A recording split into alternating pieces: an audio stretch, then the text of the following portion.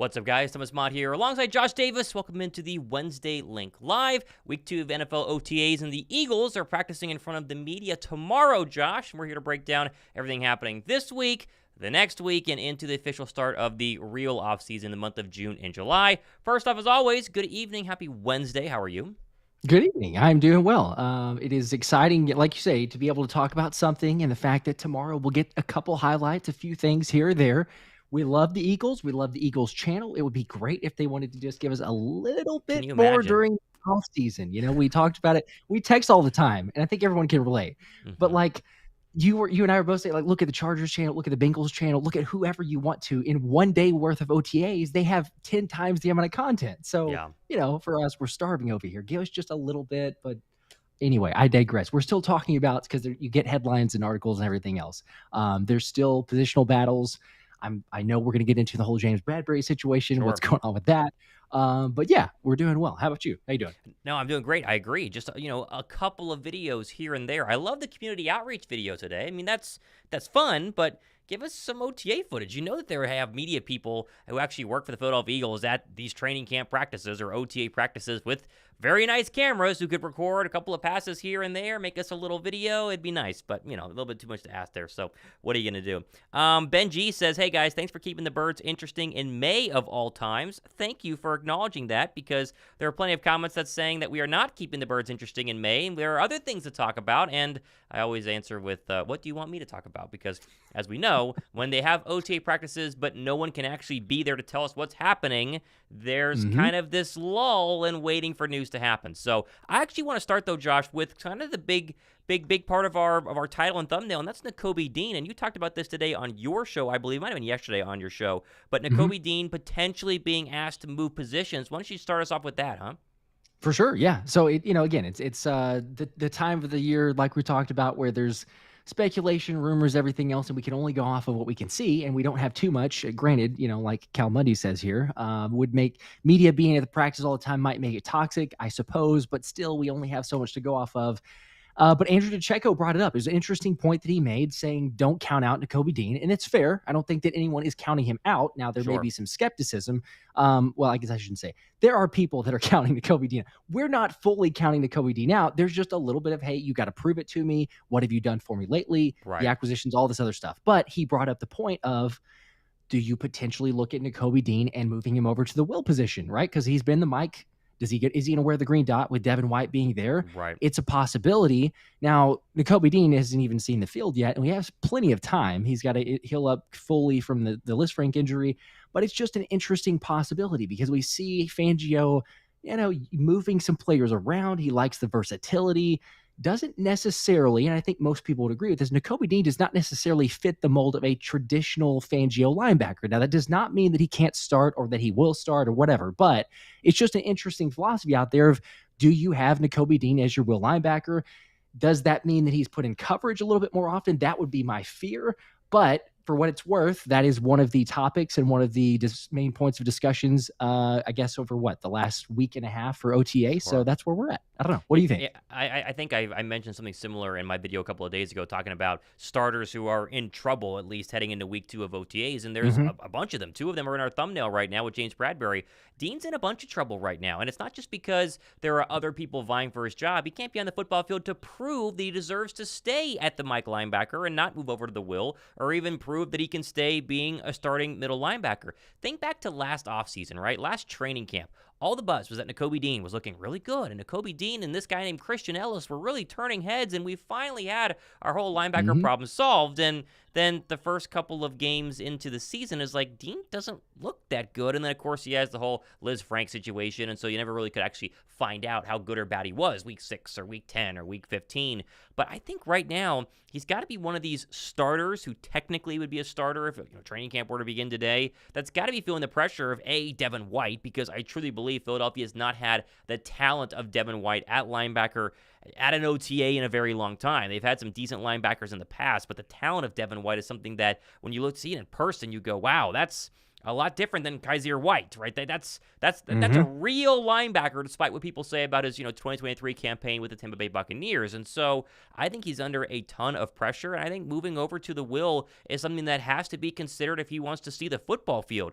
We know Vic Fangio is very intrigued by Zack Baun. Doesn't mean he's going to start him, but he's very intrigued by Zack Baun For at a sure. Yep. linebacker, not a pass rusher position like we thought early on during free agency. And we know there's a guy named Jeremiah Trotter Jr. who started 3 years at Clemson, and he's got some serious film out there. Now, he's going to be slower to kind of get up to speed, but what happens if Jeremiah Trotter Jr. kind of figured things out, week 4 of training camp? Then you're really in trouble if you're Nakobe Dean, especially not having OTA practices, probably not voluntary workouts or mandatory workouts coming up in the beginning of June under your belt. It's a very tough time right now for a guy like Dean, who I think all of us would love to see the full potential actually fulfilled, but I think most of us at this point, including myself, nothing against the guy, but I mean, eventually you get to year 3, year 4, year 5 in an NFL system, and you got to prove it or you're going to lose it. Totally agree. Yeah, you're at the point right now where you've got Nakobe Dean, you've got a number of guys.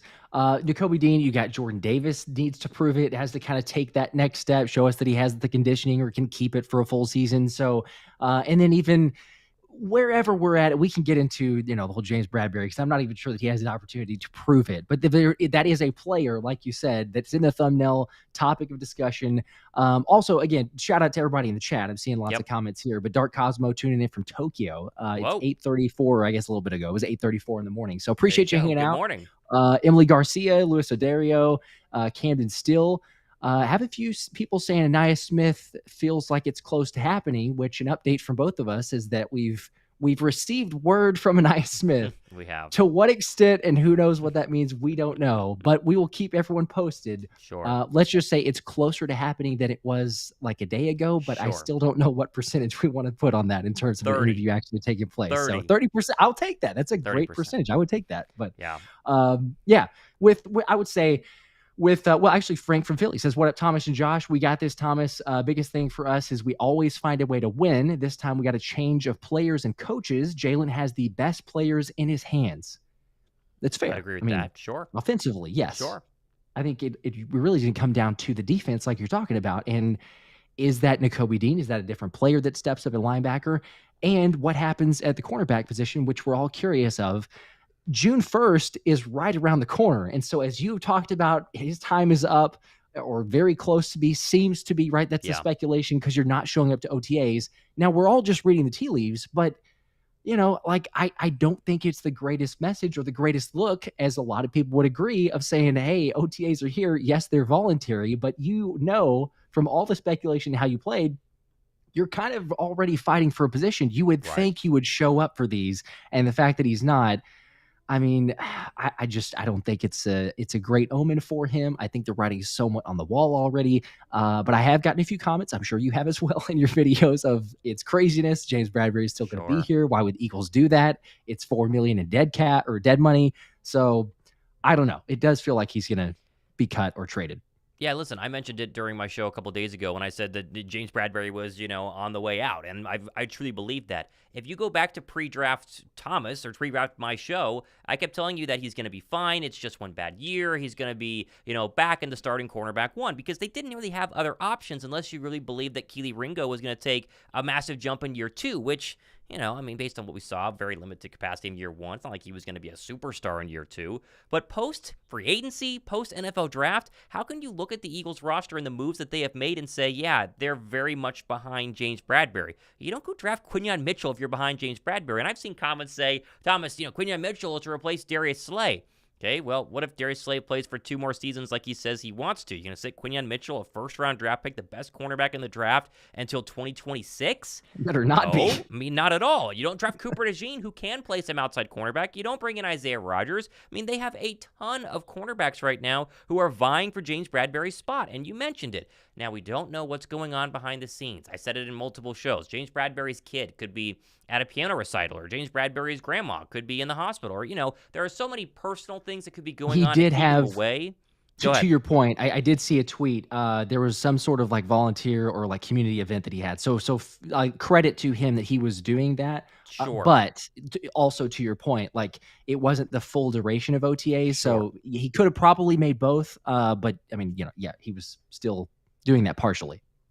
But at the same time, at some point, you would think he's going to show up to voluntary OTAs because, again, Totally right. he's battling for his job right now. They're not going to hand him the job starting to start training camp. It's going to be the best man wins. I mean, Slay has the one spot, and the other side of the cornerback, totem pole is very much up for grabs. And I think tomorrow's going to be a very interesting day. And while, again, we're not going to freak out if Bradberry's not there because I don't think he's going to be. You can really start to freak out if he misses mandatory OTAs or mandatory minicamp during the beginning of June. But the writing does seem to be on the wall, Josh. I mean, listen, we talk about a lot of things on our shows. We talk a lot about news. We talk a lot about facts. But at the same time, in the offseason, we speculate a lot. And there are plenty of shows where it's like, hey, what if the Eagles did go sign Justin Simmons? Well, here's what would happen. Ended up not happening. Right now, what if James Bradberry is cut? Hasn't happened yet, but if you had to ask the majority of Eagle fans, I think that they would say it's probably going to happen. And my guess, which was just a guess, was that Philadelphia was trying to shop James Bradberry pre-NFL free agency, pre-NFL draft, and they weren't able to get a buyer. And so once James Bradberry realized, one, he was being shopped, and two, they drafted 2 replacements and signed a third, he's like, hey, I'm out. I know you guys have a cheaper out after June 1st. And so my guess is Howie's been trying to get rid of this guy for the past couple of months, unable to do so because people saw the film of 2023. And now they're simply just going to cut him after June 1st, eat the $4 million in dead cap loss, and roll with one of these younger cornerbacks who they are very, very excited about. I would agree. Yes. And also to your point, I mean, it works in both ways. It's one, James Bradberry not showing up to OTAs. Also, Eagles and Howie are probably okay with that. Certainly if you're shopping, because you're like, hey, you know what? Like, you don't have to be here. We don't need you here. We don't want any risk of potential injury if we're trying to trade. Now, again, to what extent? Who knows what that is? I mean, like a 6th-round pick, 7th-round pick, you're not going to get much back for him, certainly with his contract. So, you shop him around. You see if something might happen. And if not, it's not going to be surprising to me if all of a sudden it says, hey, James Bradberry's been cut, and you move on from him. You say, here you go, because of all, like you talked about, we have the depth. It's crazy to say that. It's crazy to be here because we didn't think that we were going to be. But you draft guys like a Quinyon Mitchell, Cooper DeJean, who's been in the slot position, but also in the outside. Isaiah Rodgers, very early, but looked good, looked promising from the week 1 of OTAs. Not a whole lot of rust.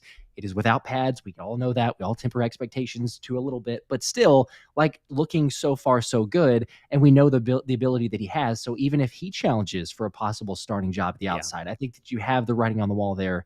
And James Bradberry, I mean, I don't know, percentage-wise, like, I will be really surprised if he's still on this team. I would say, as of right now, like 80% chance that he gets cut or traded, like 80% chance he's not here, and that may be low.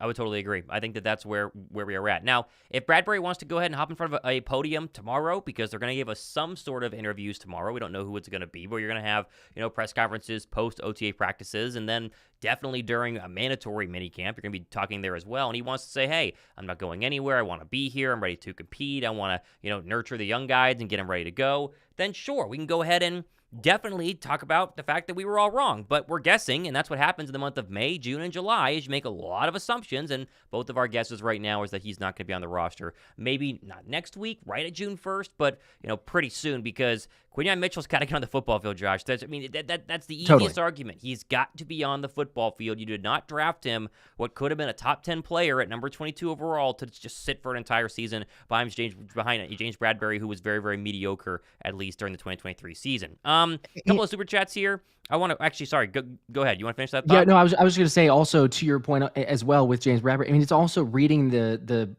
kind of like how he gives a little bit, sometimes not a whole lot, but sometimes he'll give a little bit more than maybe he intended, or he's just so excited. But we think about to the draft night and him reacting to the Quinyon Mitchell, and I want you to learn from Slay, be be right beside Slay, sleep with, like, all this other stuff. But it's like, okay, there's a lot of hype and excitement on that side. But then even in the press conference, he said, we felt really good about this player because we needed a guy like that. We didn't think he would be there at a position of need. I'm sorry. Like, I know sometimes you can get overhyped. You say, oh, well, I misspoke, whatever. Howie Roseman has been doing this long enough that by saying that, even if he didn't intend to fully go there, it kind of slipped. It's one of those where, yes, you're looking at Quinyon Mitchell, not going to be there as much for a James Bradberry. So that to me also tells the story of it all, being like, Bradberry was probably not in the plan. Certainly, to your point, whenever he drafts a guy like Quinyon Mitchell, it's like, yeah, we were thinking about moving him. Now it's for sure.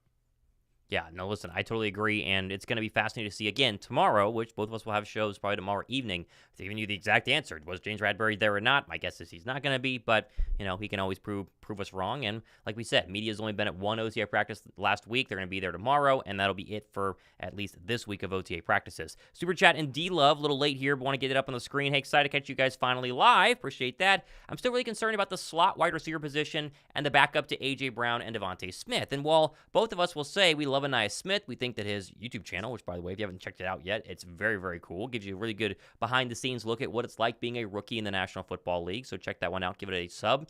At the same time, though, Ainias Smith isn't on the football field. We have no clue. We have absolutely no clue if Smith is going to be ready or not. And more often than not, rookie wide receivers are not ready to take a big leap. Like even first-round draft pick rookie wide receivers tend to not be as crazy as first-round draft running backs do, right? It's just kind of how things work. And so I don't think it's going to be Ainias Smith. I think Parris Campbell has a massive lead right now in the clubhouse with the retirement of Devontae Parker. But we talked about it on both of our shows. Hunter Renfrow's sitting out there on the free agent market. Now, I don't know why. It actually, racks my brain. He's 2 years removed from 100 catches and 1,000 yards with Derek Carr and the Raider offense. Sure, he got injured this past season, and Josh McDaniels, for whatever reason, can't coach outside of New England. But at the same time, would it be the worst thing in the entire world to give Hunter Renfrow $3 million to come into camp and prove that he does or does not have what it takes to be wide receiver 3, Josh?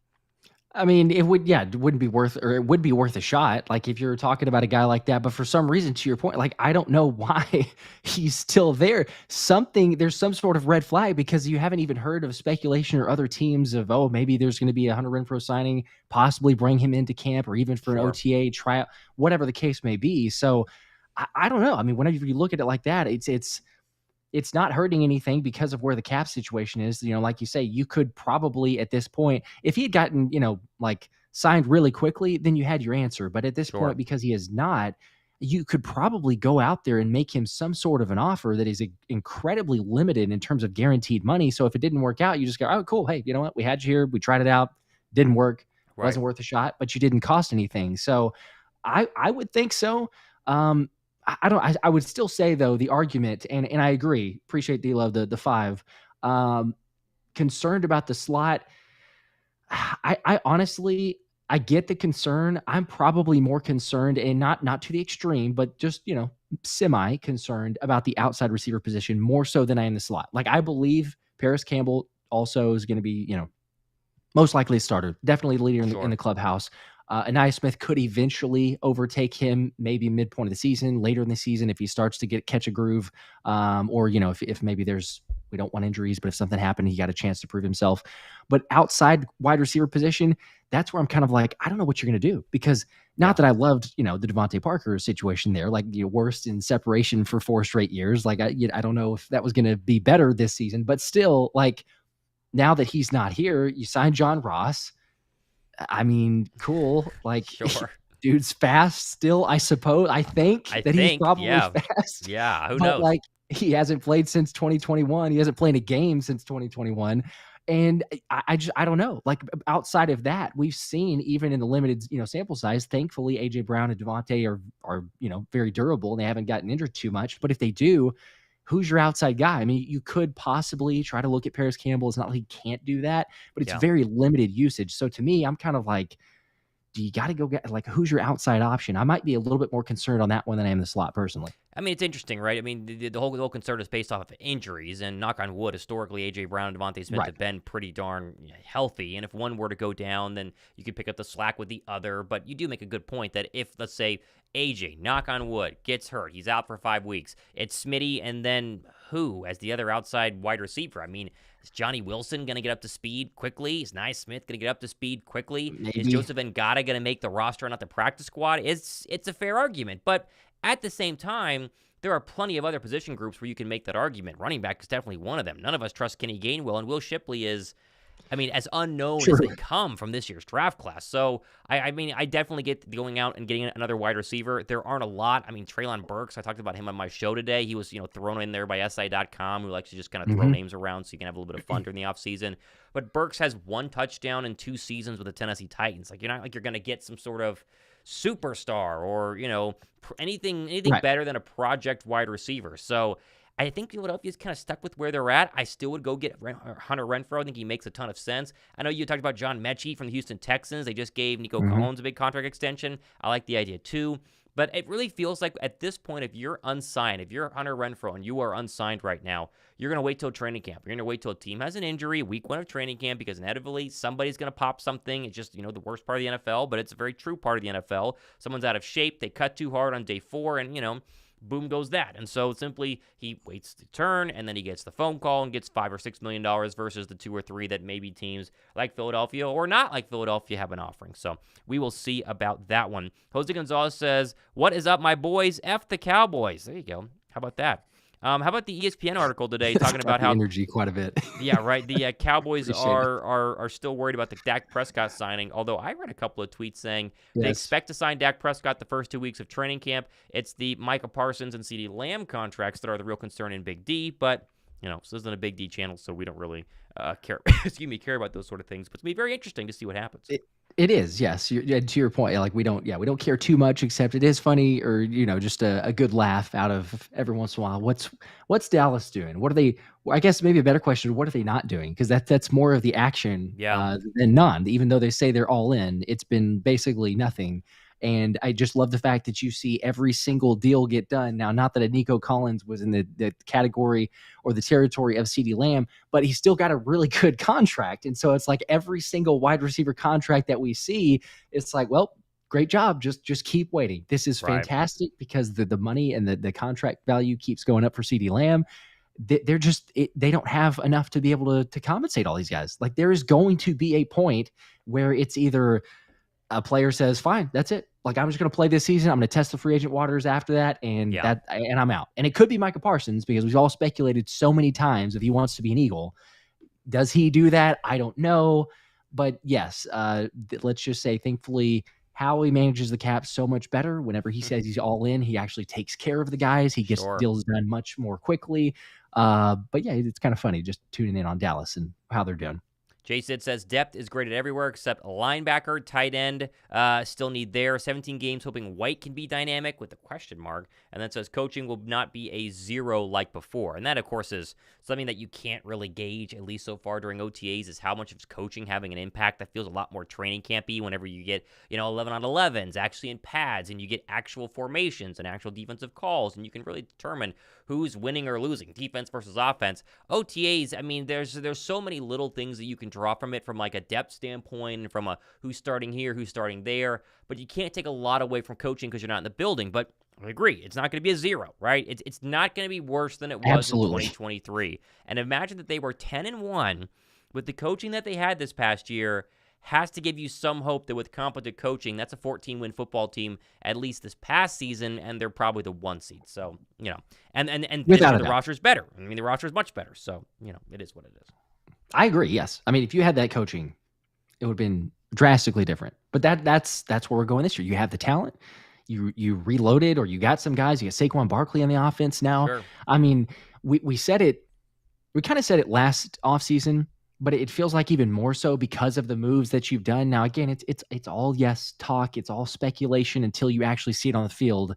But having said that and seeing the changes that you made here, like it's going to seriously come down to, is the squad healthy? And I know that's a lot of teams could say that, but I mean, on paper, you do have to prove it. Yes. But this squad has everything there. There's guys that need to live up to the potential on the defensive side. But if you have the coaching, we've all seen as of last year, it's going to be a drastic difference. So I'm excited about it. We just have forever to go. And tomorrow we'll get a glimpse, last bit of voluntary OTAs, and then one more week of mandatory OTAs, and then the long, just slow wait until training camp. It's like a month or month and a half. So we'll get there eventually. It's going to be a fun wait. We'll see if they give us any sort of bones. They sign somebody or cut somebody or, do something to give us a little bit of a bone during the month of June. But June is anything. June is what it is going to be. I have to ask about Kenny Pickett because he made a lot of headlines. And anytime you brought up Kenny Pickett, at least on my show, people got very upset as if I was trying to, say that he was better than Jalen Hurts or something ridiculous. But the report was out there that Kenny Pickett looked good. Now, you can argue that the report was saying that he was better than Jalen Hurts or that he just looked like he'd be a viable option if Hurts were to get hurt. That was kind of like how I took the actual report. But I mean, there's nothing bad about having Kenny Pickett on this roster. And sure, you'll see the trolls in the comments saying he's better than Jalen Hurts. He's not. I mean, we all know that. But we've seen Right. time and time again, the Eagles want to have a solid backup, and they needed it this past year. I mean, Marcus Mariota didn't play an entire game, but he kind of jumped in from here and there. Think back to the Giants game where he had a couple of snaps and just looked horrific. He had a terrible training camp. They very clearly were not ready for Jalen Hurts to take a step back, even though there's an argument later on in the year that foot, the leg, whatever it was bothering him, and he could have taken a game off if they had a viable backup like a Gardner Minshew or a Nick Foles who could win. They won games with Gardner Minshew. They played, or at least they played close in games against the Saints and the Cowboys with Gardner Minshew, and they won a Super Bowl with Nick Foles. So I think Pickett goes down the long line of backups the Eagles have had since 2017 that they think is competent. I hope he looks good. I expect him to look good because he's a first-round draft pick who won games in Pittsburgh the past couple of years. I have no issue with it. It's just the fact that he's an Eagle, and so naturally you have to, have the quarterback controversy trolls in the comment section that say he's probably better than Jalen Hurts, even though he's like one of the worst passing touchdown throwers statistically the past 2 seasons. Right. Yes. And I saw the same thing. And, again, to your point, you're going to get a lot of trolls. There's people that are going to say some stuff. It's the way that it's taken, I suppose. And so, Sure. like the initial report was that yes, he looked good. Kenny Pickett looked promising. That's great. Love it. It's 7-on-7. It's without pads. It's literally one media session. So, somebody freaks out though. I think it was Kenny Pickett's trainer or someone individual of his camp, like screenshotted that, posted it. And then, one of the, I guess one of the Twitter accounts had posted that, and then it blows up, right? Because then people are like, "Oh my gosh, hey, this is overthrowing Jalen Hurts, are going to overtake his spot there." I get it because there's limited stuff to talk about, and people do want to run with this. And we talked about it as soon as they made the acquisition for Kenny Pickett. It's like, but our point was, how long is it going to take into training camp, right? Because that was the thought. Like, we could at least get to training camp before these storylines come up. And no. It's one media session in OTA. So it was a lot faster than I expected. It wasn't surprising that happened, but just, get ready, because the fact that it already happened here in training camp, when it's a little bit more legit, then you will for sure have one day Kenny Pickett will look great. Sure. Jalen will throw an interception or two, and then Sure. everyone will go, hey, oh my gosh, Get ready. He might be the starting quarterback, and he's not. But at the same time, it's a great point that you bring up. And I think most people, understand, as we're seeing some of the comments. Now, there's some good comparisons and some other ones. Some people saying that, Nick Foles did win a Super Bowl. Yes, it's good to have a backup quarterback. Joe Flacco won a Super Bowl. It depends on where you're at in your career. But still, to have a backup quarterback, we all know it. Yes, it pays huge dividends. So even if it's just for a few games, now the goal everywhere, and I think, again, most everyone would recognize this and acknowledge it, is Jalen Hurts is your answer to win a Super Bowl. Like, no one's going in here and looking and saying, oh, Kenny Pickett is the guy that's going to win. Now, if it happens, great. But it's the same scenario of Carson Wentz and Nick Foles. When that happened, yes, Nick Foles is the man. Like, we all love Nick Foles. He's got a statue for a reason. But Carson Wentz at the beginning of that year, and certainly in the midpoint of that year, he was your answer, and you don't win that Super Bowl without him. So it's in tandem there, but Jalen Hurts is your answer. I think it's just, overblown and a little bit fewer topics to bring up. So whenever that does take place, then naturally, people take it and run with it. So what are you going to do? What are you going to do? It will be fun. I mean, tomorrow, but again, even in tomorrow, you're only going to get, 7-on-7s. There's going to be no pads. It will not be 11-on-11s. And I mean, I had Brandon Lee Gowton on my show this weekend who was at OTAs. He's like, it's like 10 throws. So Kenny Pickett looks better in 10 throws than Jalen Hurts was the headline. Yes. And when you actually look into it, it's like, okay, what are we actually debating here? It's just, but crazy. It's 10 throws, though. 10 throws. Hey, we can get a starting quarterback based off of 10 throws. So. Sure. Yeah, some people want to do it. Pablo here says, I know we'll be a good offense next season. I just really hype on watching how this new defense is going to play out.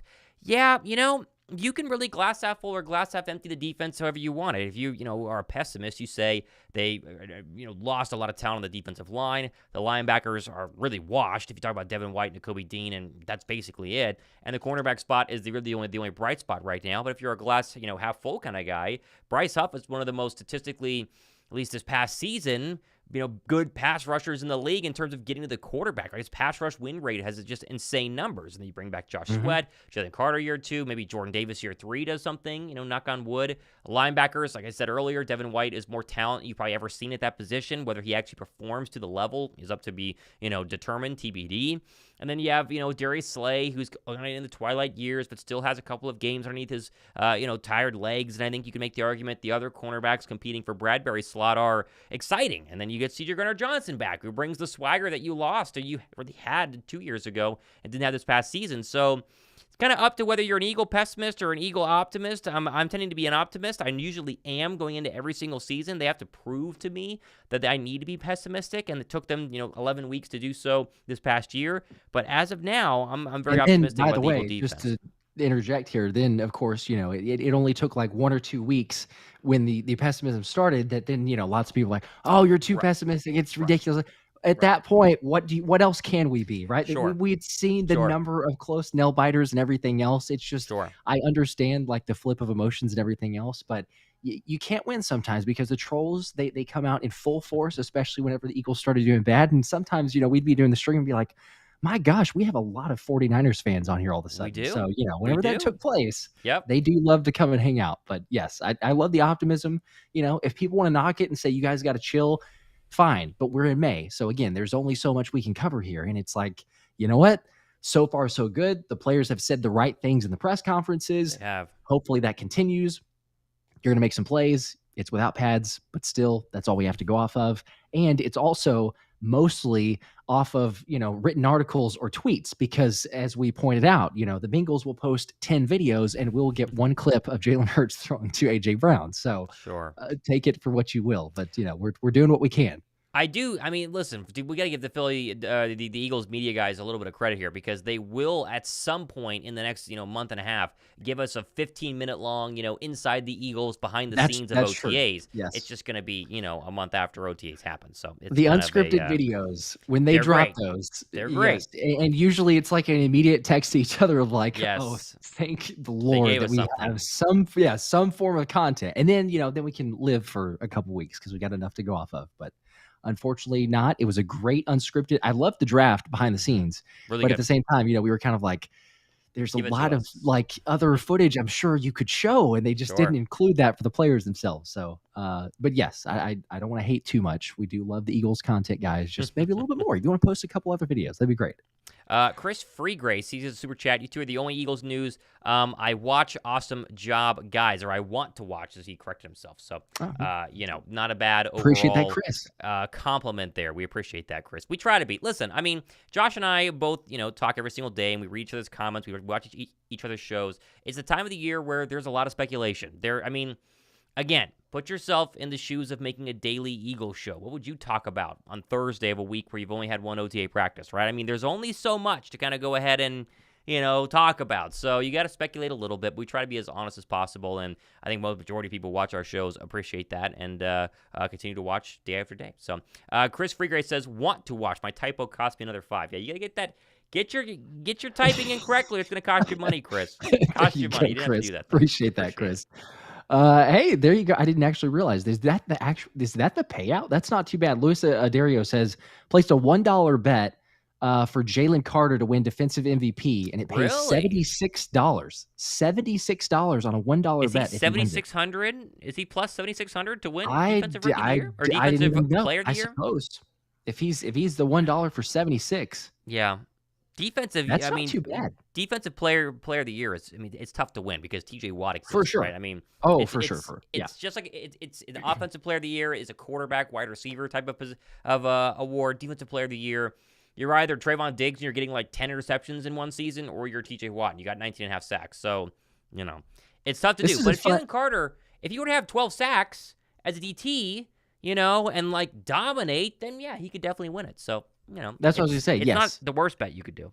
This is a fun game to play because, again, we're in May and we're speculating here. Sure. That's not too bad, honestly. I mean, $1. I'd throw $1 at that set to win $76. It's not the worst bet. I mean, what would it take, I guess, and you kind of went through it a little bit, what would it take to win Defensive Player of the Year, you think, for Jalen Carter, stats-wise? Jalen Carter. I mean, I just said 11 or 12. It's got to be like 11 or 12? 15. Yeah, no, it's got to be. I was going to say, yeah. Because, I mean, the best defensive tackles get 8 to 10. That's kind of like, unless you're Aaron Donald, right? That's kind of where you live. Fletcher Cox, for as dominant as he was for so many years, he'd have a 6-sack season, he'd have an 8-sack season, he'd have a 4-sack season. So, it just kind of is what it is. But if Carter were actually go out there and dominate, like I think he can, then there's a real chance that he could, get to 10, and that'd be a huge year. But Carter's going to need, one guy to really step up to help him out, and that's going to be Bryce Huff. If Bryce Huff has the same type of stats that he had with the Jets, just with more playing time, then you're going to get a lot of one-on-ones for Jalen Carter. And we even saw early on in the year, the first 10 games of the season, Jalen Carter had, some serious plays where he was just sunning, established offensive guards and centers. So it's possible, but it's tough to do. Dominating for sure, yeah, and I would agree. Let's see, I think Andrew said 16.5 sacks. Source says 12 plus. It's got to be a lot because somebody's going to get 18. There's always an 18 and 19 to 20 sack guy. So, it is what it is. Hassan Reddick is out there. I am excited though because he's going to get a lot more snaps, right? So we've seen that, we've heard that the way Fangio plays it. If you compare it to Christian Wilkins, he's going to get somewhere around 300-ish snaps more this season than he had last season. So the opportunity will be there if he's conditioned. He says he has been. He says he's getting ready for it. But I will be very interested. Don't hate the bet, though. I'll say again, $1 to win 76. I've wasted $1 on a lot of other things, so that doesn't feel too bad. Shake Man says, Josh, has Ainias Smith reached out yet about being guest on the show? We covered it very briefly earlier, but we have heard from Ainias Smith. Yes. It's not a confirmation. Although he did say he's going to check with his camp. So for what that means, I don't know. But hopefully. So maybe we'll have him on soon. Well, what it means is that he's got to ask his agent. He's got to ask his, his handler. Yeah. And he mentioned it to both of us, but he's a rookie. And so is it a good look to be doing interviews if you're a rookie? Is it a bad look to be doing interviews as a rookie? I think there's a way that you could do the interview with Ainias Smith or any of the Eagles rookies to make it, more about what it's like to be a rookie versus, are you going to win the wide receiver 3 battle? Or, tell me how much Parris Campbell sucks or something like that, right? And just stupid questions True, yeah. that you just bait him on. No, I think you could do the interview correctly. But, I mean, is he going to do it or not? I don't know. But I'm not going to lie. I do think you and I have contributed dramatically to his YouTube channel growth. Just to pat ourselves on the back a little bit it's there. It's shot up very quickly. So. He has as definitely, it should. Let's just say that. It's fantastic. But, you got to have a little help these days. And that's kind of what happens. Yeah. Well, and the only thing that I'm holding on to, because you do, it's a good call out there as far as like, yes, you don't want to bait it. You don't want him to be talking about the team or even like in a positive way. I can understand. It's like, hey, man, you're a rookie. Like, let's chill. So it doesn't have to be there. But the fact that he at least has a YouTube channel already and he's talking about things and showing you life and feeling everything, that's the only area where maybe I'm a little bit optimistic. Like, all right, hey, maybe we can make this happen, right? We'll just kind of keep it light, keep it friendly, just jovial. We don't have to get too serious with it. Sure. So we'll see. Frank from Philly, appreciate that, says we need more Josh and Thomas collabs. Well, I mean, we got the Wednesday Linc. We got a lot more coming up, certainly when the season starts, which, by the way, some really cool stuff planned that we can't share yet, but really cool stuff planned for the live streams during the games. So, I'll leave it with that, with the tease. But there's some fun stuff that'll be taking place. Let's just say that. We're going to try to be leagues better than we were last year. And last year, I mean, we had crazy numbers. So it's only going to go up from here. So we appreciate you guys hopefully watching everything whenever we get to the start of the season. And it is a long off season, but it's also going to be a short off season. You're going to blink. It'll be the third week of July, and you're going to be sitting in your house going, oh, wait, they're reporting next week. And then, oh, wait, this is our first padded practice. And, oh, wow, first preseason game against the Baltimore Ravens is October, whatever, 8th or 9th or something like that. It's going to speed up, and it's going to be a bunch of fun. So it is what it is. Andrew says, where can I put in a bet that Trashberry gets cut before the season? I'd like to put $50 on that. I don't know if you can bet that, but I would take that bet, 100%. Probably I would take that bet. I would agree with that as well. There's probably... You can bet a crazy amount on props, obviously, a lot of us know that, but I doubt that I could be wrong. Maybe someone correct me. Does anyone allow any like, hey, so-and-so gets cut? There might be like does so-and-so make the roster? I don't know, but I haven't seen that. It feels like too negative, although I've seen, crazier bets, I suppose. That feels like a very interesting one. So I'm not sure. It does feel like an automatic as far as Bradberry goes. It is interesting though, because we got some other comments as far as, we brought up Jalen Carter and the sacks, but Does he even lead the team in sacks, or is it a Bryce Let's Huff? hope We not. had Let's hope not. Travis saying Bryce Huff Yeah. 17.5 sacks. That Jeez. feels a little bit high, Jeez. but if he does, then maybe we got a different defensive player of the year. And Josh Sweat, number change, kind of strange, going to 19. Very strange. He needs a bounce back year. He for sure, make something happen. He took a restructured contract and everything else to, hopefully get that making the case. But it'll be interesting to see where he plays or how he's utilized with Fangio. I don't know. Where are you at with the Bryce Huff and the Josh Sweat? What are they doing this year? I mean, I think like most of us, we have a lot more, faith and hope in Bryce Huff just because he was, a lot better than Josh Sweat was this past year. I mean, Josh Sweat had this monumental rise. Like every year since being drafted was like, oh my gosh, like here he goes. Yes, And then this past year was like, where's Josh Sweat? And there was all reports. You look at this, his body language at the Cardinals game is he kind of the problem on the defensive line? Is it Reddick? Is it somebody else? All that matters is that one of your two starting pass rushers has double-digit sacks. That's what matters. I mean, very rarely do you have a Super Bowl team where you don't have a double-digit defensive end sack specialist on that roster. Now, Chiefs are a little bit different, but Chris Jones is kind of the anomaly. I mean, you got to have somebody with at least 10. Philadelphia had multiple 10-sack guys during the 2022 season. They had multiple 10-sack guys during the 2017 season. So as long as one of them gets there, I think you're going to be very, very good. But at the same time, if Bryce Huff gets double-digit sacks, Jalen Carter's going to have one-on-one with a lot of interior defensive linemen or a lot of interior offensive linemen. And Fangio is going to make sure that, your second-year guard who's been struggling a little bit, we're going to isolate him with stunts and bull rushes from Jalen Carter. So I expect it to be Huff. I just don't know. And really, the Jets just didn't use Huff that much. And they also have Quinyon Williams, who...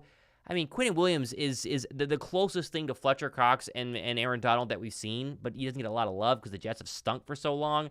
I think when the Jets are good this year, if Rodgers is healthy, there will be a lot of people who wake up and realize, wow, Quinyon Williams is the best defensive player maybe in the entire NFL. We just didn't really realize it because he was on the Jets, and all the Jets news has really been Zach Wilson stinking for the past couple of seasons.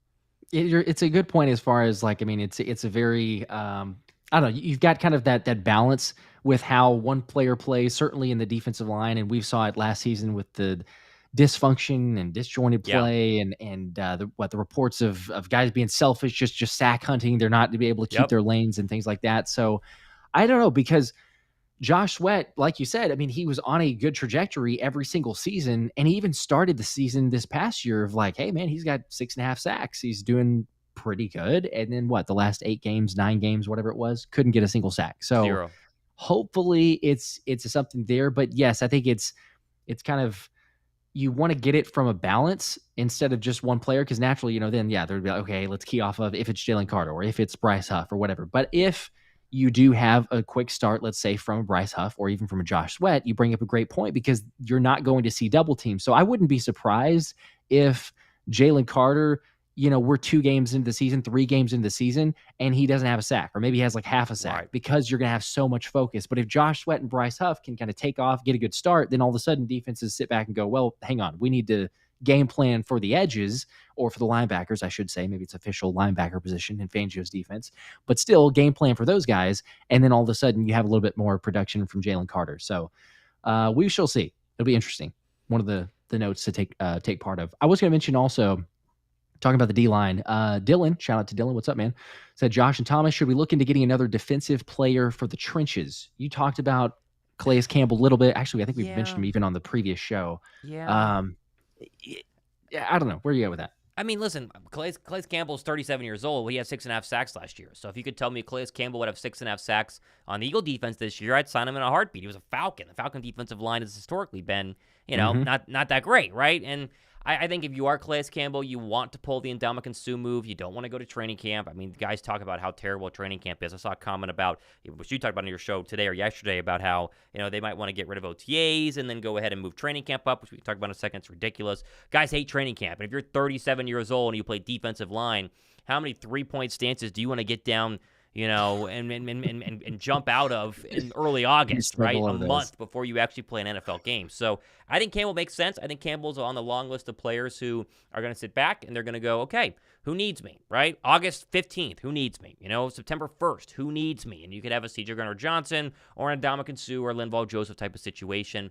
Besides him, like, I mean, the only other option floated out there is trading for Jonathan Allen. But the Commanders really like their defensive line, and they like Jonathan Allen. They're not going to trade him, right? So that's basically it. And I know people say, well, Linval Joseph and Dominic Sue, you could go and look at these, beat down those guys' doors. But I think what you have on your roster is what you're going to have until training camp. And then when training camp starts and people really start to see who's winning and losing these battles, that's when Howie can pick the phone up and make a phone call like he's proven he's willing to do in 2017 when he got G.I. at the NFL trade deadline, in 2022 whenever he, very clearly was not happy at the safety position during training camp and brought in C.J. Johnson. Same goes for being a pass rusher at the deadline. Like when Howie thinks his roster is good enough or close enough, he always fills the hole. He always tries to fill the hole. We needed an extra pass rusher the year they went out and got the Bears star, who turned out to be a total disaster, right? We needed a safety. We needed J.I., right? You needed that kind of combo to match LeGarrette Blount, who was massive. And so, it is what it is. But I don't think you're going to see a signing happen anytime soon. I think it would take training camp. It would take proof that the defensive line needs help, that Jordan Davis is out of shape to make a phone call to a guy like Calais Campbell. I agree. I'm right there with you. Yeah, because it's twofold. It's also see what you got. You have some time, and Calais Campbell's probably not in that much of a hurry because of the parts that you mentioned with the OTAs, who really wants to get out there in the heat and put in all the work whenever what you're actually how to get ready for an NFL season. Let's just say that. By 37, 38 years old, what you're doing. You don't have to be encouraged or hyped up like, hey, let's get ready for this. No, you've got it in the long haul. Just wait, buy your time. All of a sudden, there you go. That's a good offer. Let's go with that team now. Don't have to show up for camp. So it wouldn't surprise me if you got some depth. I am intrigued, let's just say this too, by the guys that are especially in the interior, because I think Milton Williams is due for a breakout. We said that last season, didn't really see it too much. Hopefully he can show something there. A guy like Amoro Ojomo, I think he has a lot to like. We even heard from guys, he was doing scout team and other things of the O-line and saying like, hey man, he's a handful as far as, who we're matching up against every single week. And then even a Gabe Hall. So, if you got him and he makes the roster, we'll see, but definitely with the other guys there. And then obviously, JD's a given. We're hoping for big things, no pun intended, but from JD, maybe in a slimmer version of JD. But we want him to be there, actually make an impact. So I saw a couple of comments here saying, just joining from Brandon Peck, what position is Dean switching to? It was Andrew DeCecco who said on The Fanatic, I believe it was yesterday, that they could try Dean out at the, Will linebacker instead of the Mike linebacker. And so he's not, you can't really change any other position besides linebacker, but not having to compete with Devin White for a starting job versus competing with some of the other, Will linebackers out there could make some sense. The thing that Josh mentioned at the top of the show is that, do you want Nakobe Dean in coverage? And historically, the answer to that is no, but you got to try things, right? You got to just. Nakobe said he's open to it. So, I mean, again, like what I guess what's he going to say? Is he going to say, no, I'm not open? Like, you're not going to do that, especially in the scenario that he's at. But he was asked about it in his press conference from what, I guess a week ago. But, said, sure, I'm open to it. He said in his exact words were what? Linebacker is linebacker. So, yeah. But it's not exactly, especially if you're asked to cover more. So, I don't know. I probably out on that if that means, typically the traditional will linebacker spot of, you go cover someone. I don't know that I really want Nakobe Dean back in coverage. So we'll see. I think it's really going to come down to who is Zack Baun, right? I mean, all of us, like literally, like what does Zack Baun bring to the table, and how quickly, or really how much does Jeremiah Trotter have to learn? Because Jeremiah Trotter, again, 3-year starter at Clemson. There's a lot of linebackers that come into the league that have played at much smaller colleges who have, had a year starting middle linebacker at X school playing in the Sun Belt. And you go, okay, you actually going to did you actually play a lot of good competition at Wyoming? I mean, did you or did you not? But he had some, you put on the Notre Dame Clemson game where Jeremiah Trotter Jr. was the starting middle linebacker for that football team. He looks the part. Now, he's undersized, but we've seen plenty of undersized players, play bigger than their actual size with a lot of heart and a lot of, tenacity in terms of their actual position. So it's going to come down to a couple of things. Is Nakobe Dean going to be healthy enough? That's just A. That's just very, very clear. We all know Devin White's going to be the starter. They're very much in on Devin White. Then it comes down to what is Zack Baun? Really, like who is Zack Baun? What is Zack Baun? What does Zack Baun do? We just don't know. And then is how green is Jeremiah Trotter Jr.? Remember, he has a father who was pretty darn good at linebacker, who can help him out during training camp, who's helped him out his entire career. So, it's going to be very, very interesting to see exactly what happens there. As Weedosaurus Rex said, Baun should bring depth. I don't think he should be starting. I agree, but, does that mean he's not or he is? I really don't know, because Breezy mentioned earlier, Vic Fangio, you've had some good shows on this, Josh, has been raving about Zach Baun. So maybe he knows something that we don't. I don't know. That's where, yes, it wouldn't totally surprise me, but again, it's like the point can be made. You don't waste reps, and it's very early, but you still don't waste reps on first-team linebacker spots unless you're fairly serious. Now, I know that Nakobe's injured, so yes, you could make the argument that, well, okay, that might have been Nakobe's reps. But, I mean, I don't know. And I know that Zach Baun hasn't proven it. He's got very limited snaps, very limited usage so far in his NFL career. But I mean, we're just talking about a will linebacker position. I mean, if we're talking about Mike linebacker position and traditional, like, hey, just go stop the run, then sure, like Nakobe Dean, absolutely. But if you're going to say, who do I want to cover more? I'm not saying Baun's incredible in coverage, but neither is Nakobe. And so if you have a guy who's a little bit more versatile and has that athletic ability, I don't know. Perhaps Fangio, that's where he's looking at it and saying, yes, Devin White's going to be on my mic. Will linebacker, who knows? We'll see where that goes. He did talk about lots of the competition that'll take place over OTAs, over training camp and everything there. But yeah, I mean, honestly, it wouldn't shock me. I would say as of right now, I mean, I'm right up there of a probably 50% chance that Baun is your starting linebacker next to Devin White. Well, I mean, we'll see where it takes place. But as of right now, what Fangio said, I don't think he's just blowing smoke for no reason. Fangio does not seem like a guy who's like going to overhype someone at all. So the fact that he's willing to even say what he has so far, I'm like, all right, I'm going to take that. Yeah, no, I totally agree. I think the other player that's kind of similar to Baun as we get ready to reach the top of the hour in terms of our show tonight and wrap things up is Isaiah Rodgers. It's like, okay, Zach Baun, starting will linebacker, during, the one OTA practice last week that people were actually able to watch. And so it's like, okay, does that mean something, or is he just there because Dean's out? Same for Isaiah Rodgers, starting cornerback opposite of Darius Slay during the one practice people could watch, but no James Bradberry, no Keely Ringo. So was he like third in line, or did they feel really good about him? Rodgers is a big, giant question mark. We really don't know, but I have this little feeling, Josh, that Isaiah Rodgers might be something. You might have something there in terms of, a viable option at cornerback. And I just get this little feeling that Rodgers is going to be this player that they just try to bench. Like they're just like, okay, we really want to play Quinyon Mitchell, or we really want to play James Bradberry if he's actually going to be there. But at the same time, we can't keep Isaiah Rodgers off the football field. I feel like that's going to come during training camp, but I don't know. I get some Eli Ricks vibes, during preseason last year. They couldn't keep him off the football field. I think Rodgers, in a different capacity, because he's a veteran, could be very, very similar. Yeah, shout out to Travis. He said, I got Thomas talking Isaiah, because he had mentioned an Isaiah Rodgers comment earlier. But I mean, I agree with you because of very limited sample size, what we've seen so far. Yeah. But as we've also noted, the Eagles don't typically get the rookies inserted at the first team for a little while, right? You want to get them comfortable with the drills, with the other teams. Don't just say, hey, congratulations, you get to go up against A.J. Brown, your first day of practice. So let's take some time, make sure that you're comfortable there. And then, yes, we will no doubt see Quinyon Mitchell at the first team reps and getting some of those. However, to your point, I mean, we know what level that Isaiah Rodgers is capable of. The question is there the rust? How long does it take him to get back to that speed?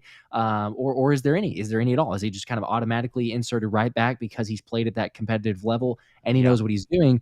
I mean, there's no question. You watch his tape, you watch the way that he plays, like, the dude's a ball hawk. Like, he knows how to create turnovers. He knows how to get to the football. That is very well liked for a bunch of people, but certainly for a Fangio defense on that side. So that'll be a very interesting storyline. Is Fangio quick to say, yeah, let's give the rooks a chance? Or if Isaiah Rodgers, because, I mean, it's not like he's old. Like, what, he's 26, I think? So it's still a young corner who's got a lot of potential and has already proven some stuff. So maybe Fangio looks at it and says, hey, I know I got a first-round corner, but this is a good problem to have. And Isaiah Rodgers, you just won the starting job. It would be a little bit crazy because I'm still leaning towards I would like to have the rookie and your first-round pick starting. Right. But, hey, it's competitiveness. And as we all know, out of any defensive coordinator, Fangio is not going to hand anything to anybody. No. He does not care when you were drafted. It won't be like, oh, you're a sixth-round pick, you're a first-round pick. Oh, okay, we'll go with the first. No. It's going to be who's playing the best, who fits the scheme, and we just go with that. So very interesting to keep an eye on. It does feel like the BS is kind of done on the defensive side of the football, right? It really does. And, the Dolphins players are all complaining about Fangio not being fun. And, like, At this point, being an Eagle fan, going through Gannon, going through Desai, going through Patricia, I want zero fun. Like, I don't want anyone to have fun. I just want them to do their job and actually play good defense. Because if this team had a top 5 defense or a top 10 defense the past 2 seasons, they win a Super Bowl, and they're the 1 seed in 2023. I mean, truly, I do believe that despite all the issues on offense, despite all the play calling disasters, the defense was really, really bad last year and should not have lost games against the Cardinals and should not have had close games against the Giants, right? It was just, man, as bad as it gets. So let's wrap up here by saying what we're most looking forward to tomorrow, at least to kind of see during OTAs. Always knowing that the headlines are bigger than they're actually going to be because it's the OTAs and, reporters are having fun with it. But what are you really looking forward to watching tomorrow? Yeah, I mean, the obvious one, I guess, is just curious. Does Bradberry show up? Do we see him there? That's kind of a given, but I'd say probably the second one is the continued battle for the corner position. I mean, there's a lot of guys, maybe not even as much because again, it's kind of like, well, you temper it, the expectations, and even whatever you get reported is like, to your point earlier, is like there's only 10 passes or 10 throws. So it's like, hey, great, you look good in a very small sample size. But I'm curious on kind of the back end of the roster because really you're probably only going to keep 7 corners, I would think. I can't imagine you keep any more than that. So, do we see or hear a little bit more of some of those guys getting some reps? Do they look good? Because you got, I think, legitimately probably 9, maybe you could even argue 10 guys who are deserving of a roster spot, and you're probably going to keep 7. So I'll be just keep an eye out on the corners. I think that's one of the top battles, at least so far, within 7-on-7s. Yep, I like that. I'm very curious if Keely Ringo shows up. I think if there's anybody that needs to be at camp right now or at OTAs, it's Keely Ringo. Again, don't know what he's dealing with off the football field, so I'm not blaming him for it, but I would like to see Keely Ringo there because I think he has a lot of potential with his size, speed, and abilities. I would love to have a video of A.J. Brown versus Quinyon Mitchell. I mean, can somebody film that? Gosh, please. Surely it has happened at this point during, OTA 6 or 7. Just give us the video. Eventually, just we give should, us the video. right? Yes, something. All we need. Because they gave us last year and for, I guess, even the past couple seasons, they're very willing to say, hey, here's A.J. Brown versus James Bradberry. Here's Devontae Smith and Slay and vice versa and like all this other stuff. So please, just one clip. And then I'll just say, give us something of a rookie that we haven't seen. I mean, they've given us such little content in terms of the rookies. I don't think we got a video of Jelix Hunt during the first OTA practice. We got one video of Will Shipley. I don't think I saw, any of the other offensive linemen. Give me something in terms of another rookie, whether it's DeJean, whether it's Hunt, whether it's, the offensive lineman, just anything is what I'm looking forward to tomorrow. So, but we will obviously be covering it on both of our shows. By the way, we did, it's not really a video of him, but we did get a video of Dylan McMahon. It was just him fake pass rushing on Tyler Steen. Sure. So, for what that's worth as a defensive lineman. But yes, we've gotten very little as far as what those guys go. Again, it's only one media session, but that's all we have to go off of. So hopefully so. Maybe we'll see that. There's some people apparently reporting that they're behind Bradberry's car and he won't be there. And another person saying they're on the phone with him right now and he won't be there. So, not sure we can take those reports with any validity. However, I wouldn't be surprised if he does not show up. So I don't think he's going to be there. Follow us both on Twitter, at Real Time with Mott, at the Philly Special, in order to get the latest updates. We'll be tweeting all day tomorrow what we are seeing and hearing from training camp or from OTAs, from all the other reporters that are actually there. We'll have full recap videos on it tomorrow on both of our shows. Be sure to sub for that. And stick with us even during the crazy offseason, what's going to be a quiet offseason, because we're going to try to have plenty of content to keep you guys, covered on the birds and entertained as well. So we appreciate you guys as always. We're going to sign off here at the top of an hour, as we always do. Tune in for our next live show next Wednesdays. We always try to at least make 7 o'clock, 7:30, 8 o'clock. It all depends. For Josh Davis, I'm Thomas Mott signing off. See you guys in the next one. Go Birds.